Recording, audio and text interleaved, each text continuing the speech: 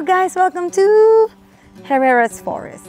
Joke lang, kasi ito po ay backyard namin. Papakita namin sa inyo, time-lapse lang, mabilis na mabilis, kung paano namin gagawing ulit neat ang ating backyard. Balak namin buhayin ang ating grass. And it's perfect talaga. Perfect yung weather ngayon kasi yung feeling niya is parang Tagaytay lang. Alam niyo yung overcast, medyo malamig, hindi naman ganun kalamig, hindi rin ganun kainit. So it's perfect lang for sweater. And then, syempre kapag nag-yard work ka, di ba, medyo mahirap kasi uupo ka, tutungo ka, tutuwad ka, magmumuka, something ganyan. So, perfect talaga yung weather niya. And then, meron tayong water doon. And then, meron tayong mga tools like this. So, guys, samahan nyo na ako. Hindi tayo magpapatumpik-tumpik pa. Bago ang lahat, dahil binuksan mo na yung video, like mo na yan. Dahil nag-like ka na, mag-subscribe ka na rin. And please don't forget to click that notification bell para ma-notify kayo every time na meron mo tayong video every week. Ano pang hinihintay nyo, guys? Samahan nyo na kami. Please sit tight and keep watching.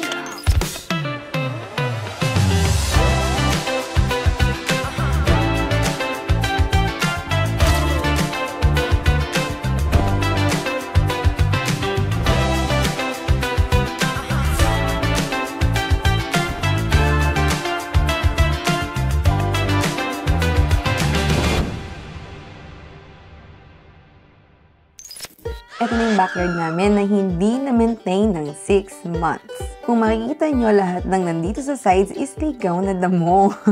Yung iba is halos puno na nga sa taas, di ba? Tapos dito sa main grass, kung makikita nyo, mas mabilis tumaas ang ligaw na damo. So medyo mahaba-habang trabaho to, guys. Pagtutulungan na namin mag-asawa to para makatapos na agad. Ready na ba kayo? Okay, in 3, 2, 1, go! Dito gumagamit ako ng weed puller kasi kahit maiksi yan, kung makikita nyo sa ibabaw, malalim yung roots niya, kaya kailangan ng tool. Yung black bin naman sa likod ko, doon namin nilalagay lahat ng nabunot na weeds, then ita-transfer namin sa black bag, and in the end, ita-transfer ulit namin sa green bin for disposal, which is specifically for backyard waste naman.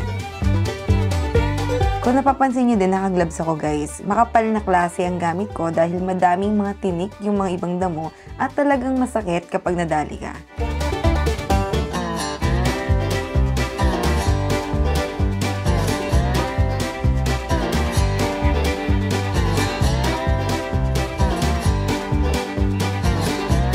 Dito naman makikita nyo, nag-start na mag-mow si RJ.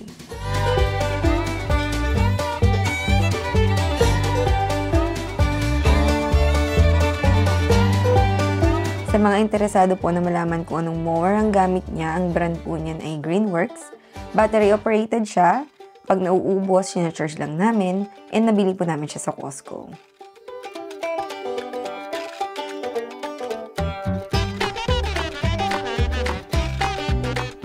Meron ding mga gas-powered mower which is cheaper, kaya lang maraming maintenance na kailangan, kaya mas minili namin tong electric. Although mas mahina yung power nito kesa sa gas, we think na enough na to para sa backyard namin at convenient pa.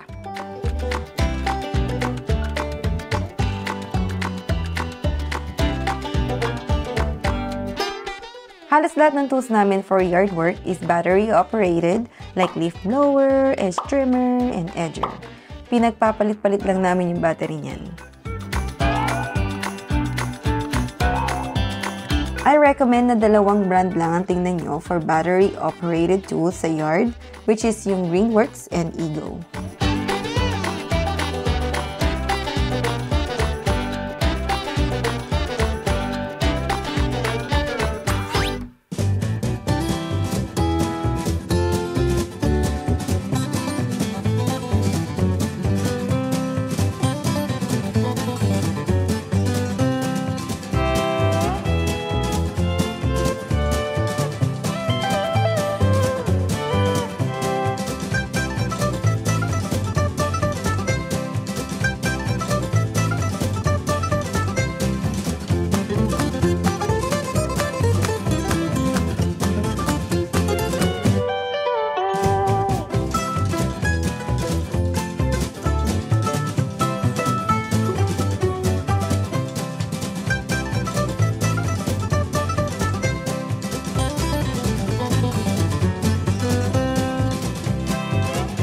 Dalawang best nila ni RJ yung mower.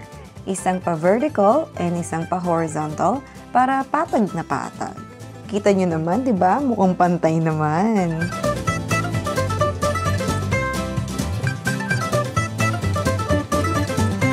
Makikita nyo din, nauubos ko na yung grass sa sides. I find it satisfying, guys. Ewan ko ba, kayo ba? Comment down below.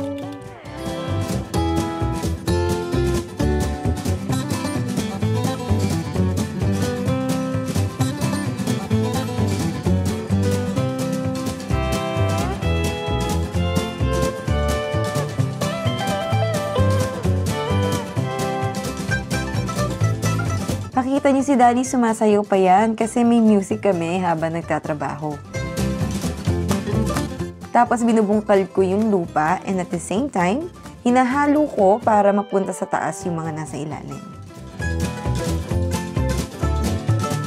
Itong part na to, empty pa siya guys. Ang plan namin dyan in the future is taniman ng mga gulay and mga fruits pag may enough time na kami to maintain it.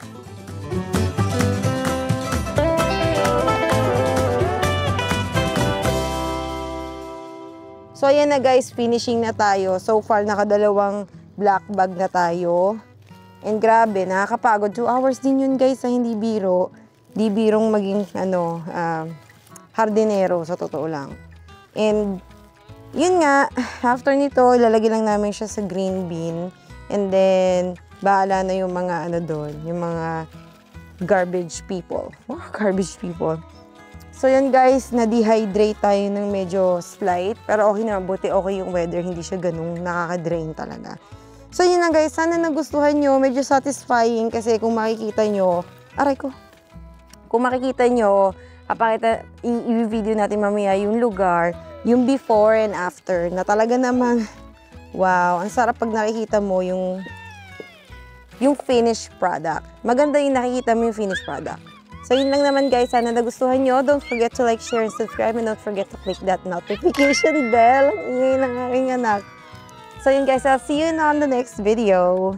Please like, share, subscribe. Eto na ang finished product guys. Kung makikita nyo, yung edge hindi pa planchado yan. Kasi nagpa-practice pa si RJ gamitin yung tools. Pero diba? Achieve!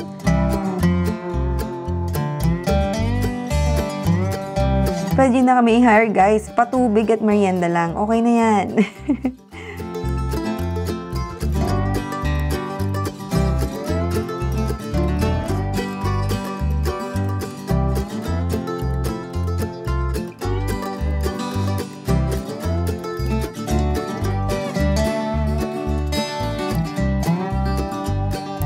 Kung makikita nyo, sobrang dami pala namin natanggal, no?